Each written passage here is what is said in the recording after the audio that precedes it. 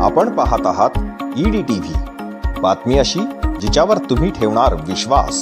रुग्णालयाच्या आवारात आणि रुग्णांच्या खोलीत झोपलेल्या रुग्णांच्या नातेवाईकांचे एका बुंगारी मास्टरने तब्बल 11 भ्रमणध्वनी पळवले।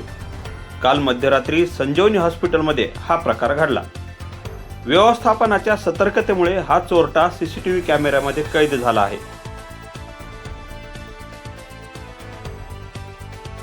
सकाळी पोलिसांनी या चोरट्याकडून 2 मोबाईल जप्त केले आहेत, परंतु चोर बुंगारी मास्टर असल्यामुळे त्याची दिवसभर उतरलीच नाही।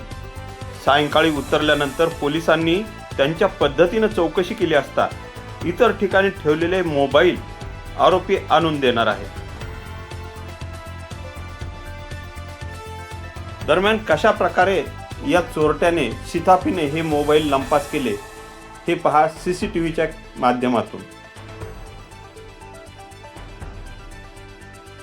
रात्री मोबाईल चोरी केल्यानंतर हा आरोपी पुन्हा याच हॉस्पिटलच्या समोर खुर्चीत जाऊन बसला आणि आपण असे काही केलेच नाही अशा आविर्भावात तो वागत होता।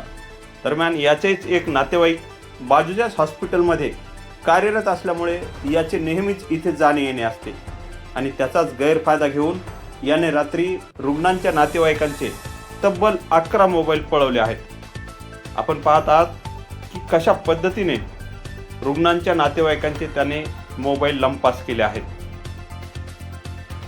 हाच तो आरोपी ज्याने तब्बल 11 मोबाईल रूम मधून आणि बाहेर झोपलेल्या रुग्णांच्या नातेवाईकांच्या खिशातून लंपास केले आहेत। सीसीटीव्ही कॅमेऱ्यात तो स्पष्टपणे दिसत आहे।